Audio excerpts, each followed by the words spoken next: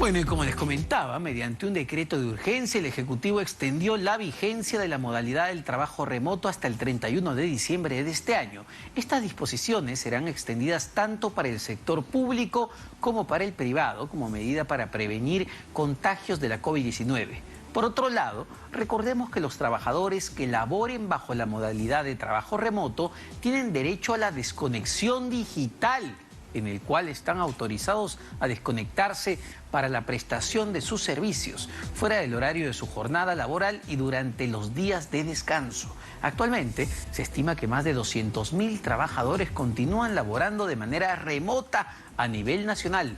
200.000, es una cantidad importante, pero no significativa si lo comparamos con la población económicamente activa, que supera los 17 millones de peruanos, ¿no? La mayoría de ellos, como ustedes bien saben, en la informalidad. Pero vamos a analizar esta ampliación de plazo con Pamela Navarro, abogada laboralista.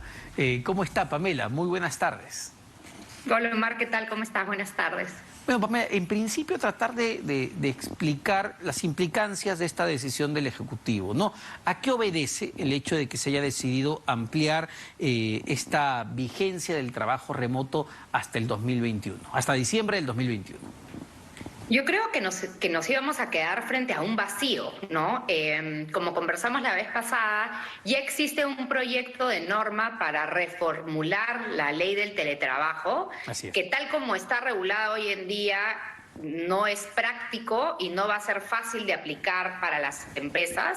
Y la ley que permitía este régimen temporal de trabajo remoto vencía el 31 de julio. Entonces, necesitamos un periodo de adaptación si es que vamos a tener una nueva normativa sobre teletrabajo, poder continuar con las normas que hoy se tienen establecidas bajo la modalidad del trabajo remoto. Lo que no podría pasar es que se acabe el trabajo remoto, que lo único que quede es la ley de teletrabajo antigua, ¿no? Y que las empresas y que los trabajadores se queden un poco en el aire. Exacto. Para que la gente lo entienda con mayor claridad, ¿no? ¿Qué establece la normativa vigente que se ha extendido justo hasta diciembre del 2021? ¿Qué es lo que le permite a las empresas que el marco tradicional no permitía?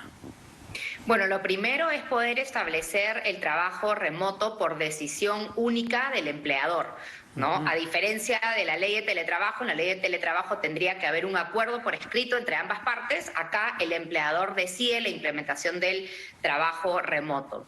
Lo segundo es que no es necesario, por más que sí es recomendable, pero no es necesario señalar quién asume los costos o gastos del trabajo remoto.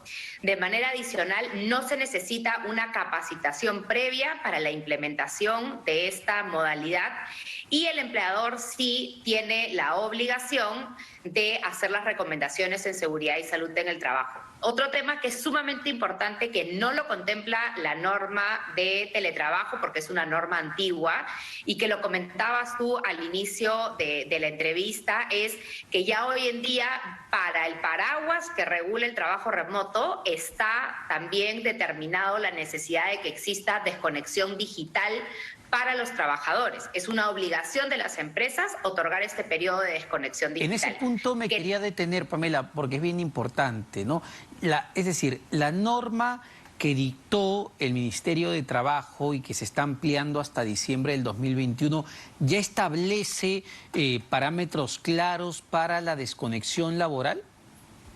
Sí, no es esta norma que se ha prorrogado exactamente. La desconexión digital, que es uno de los requisitos del trabajo remoto, está en una norma diferente, pero al haberse ampliado la posibilidad de aplicar el trabajo remoto de manera indirecta, se está ampliando la obligación de respetar la desconexión digital, ¿no? Y la desconexión digital, como tú comentábamos, es la necesidad que tiene el trabajador de que se respete su tiempo de no estar a disposición del empleador, y es la obligación del empleador de poder respetar los días de descanso, los feriados y el término de la jornada de trabajo previo al inicio de un nuevo día de trabajo.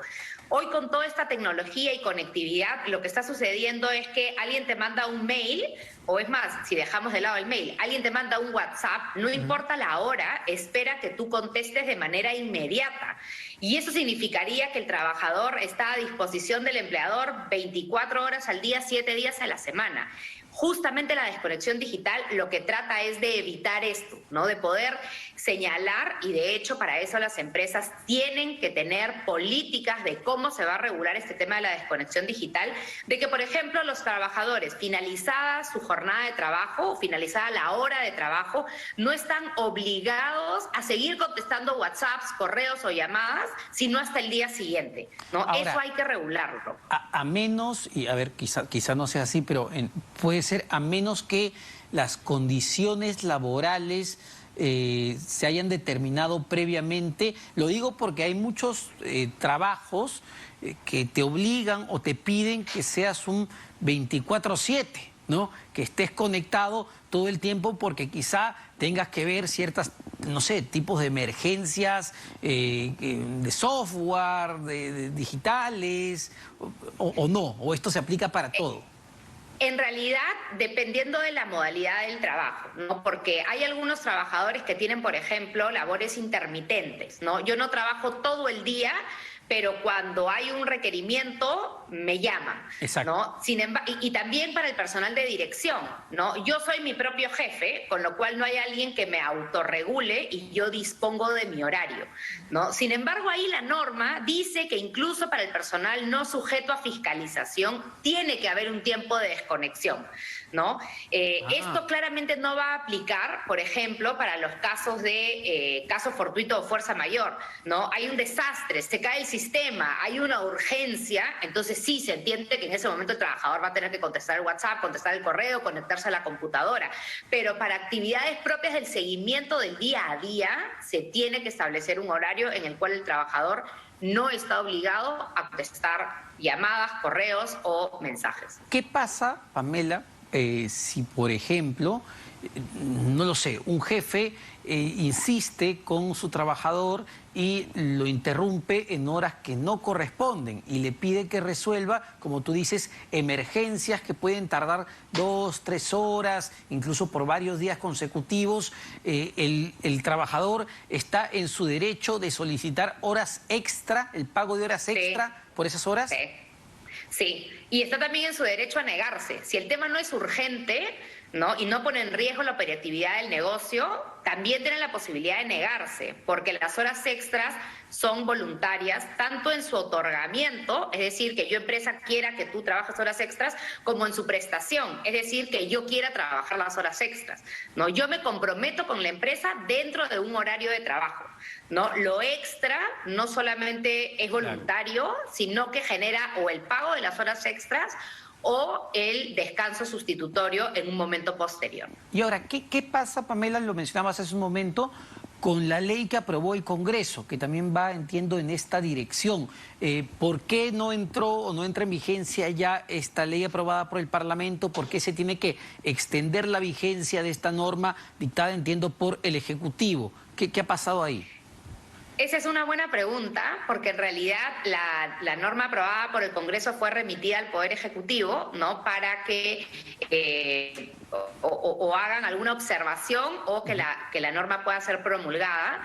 El plazo que tiene el Poder Ejecutivo es de 15 días y esos 15 días ya se pasaron, ¿no? Así es. Y yo no conozco de ninguna observación que se haya hecho, pero la norma tampoco se ha promulgado. Entonces, ahorita yo creo que sí, que no es prioritario o hay otras cosas en agenda, ¿no? Pero ahorita lo cierto es que si nos quedásemos sin la posibilidad de aplicar el trabajo remoto, sería inviable regresar a la ley de teletrabajo antigua, ¿no? Entonces, sí sería un problema. Y lo otro que creo que es beneficioso sobre esta ampliación es que incluso la ley de teletrabajo, la propuesta de norma de teletrabajo aprobada por el Congreso, tiene un periodo de adaptación, ¿no? No es que automáticamente las personas van a empezar a utilizar esta nueva ley de teletrabajo, porque aparte necesita ser regulada, ¿no? Exacto. Entonces, el proyecto de norma dice que en 60 o 90 días va a salir el reglamento, entonces tienes 2 o 3 meses adicionales a lo que tome que la norma sea promulgada, entonces tienes un periodo de por lo menos 4 meses, ¿no? ¿Y es más potente la ley aprobada por el Congreso, que como tú bien dices, entiendo, ya está lista para ser promulgada por la presidenta del Parlamento si así lo decidiera? No sé si la palabra es más potente, pero creo que es más real al contexto actual.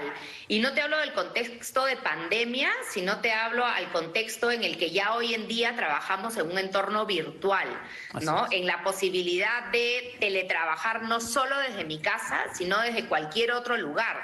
La ley de teletrabajo antigua, bueno, hoy vigente, ¿no? Pero la que se pretende modificar, está pensada en que tú vas a teletrabajar desde tu casa, ¿no? Y yo, empleador, voy a ir a inspeccionar el ambiente de tu casa, porque el único sitio donde vas a prestar tus servicios es en tu casa. Y eso hoy en día no pasa, ¿no? La gente se mueve, la gente lleva su laptop, la gente se comparte internet, la gente va a un café, la gente trabaja no solo desde la ciudad donde está, sino que se muda de una ciudad a otra ciudad en la medida que hay conectividad y que pueda hacer su trabajo. La nueva norma, el proyecto de norma, está pensado en ese tipo de coyuntura, o sea, es una norma pensando hacia el futuro. Claro, y solo sobre esa nueva norma, ahí sí se contempla los costos de operar en casa, internet, luz, agua, teléfono, no sé, lo que te cueste estar en casa trabajando, ¿o no? Sí, ahí sí se señala de que se tiene que establecer una compensación. No se ha señalado cómo se va a establecer la compensación, eso se ha dejado para que sea establecido en el reglamento, pero hay un tema bien interesante ahí y sujeto a mucha suspicacia, y es que esto aplica solo para el sector privado, la obligación de establecer un costo por el trabajo remoto, ¿no? o el teletrabajo, más no para el sector público.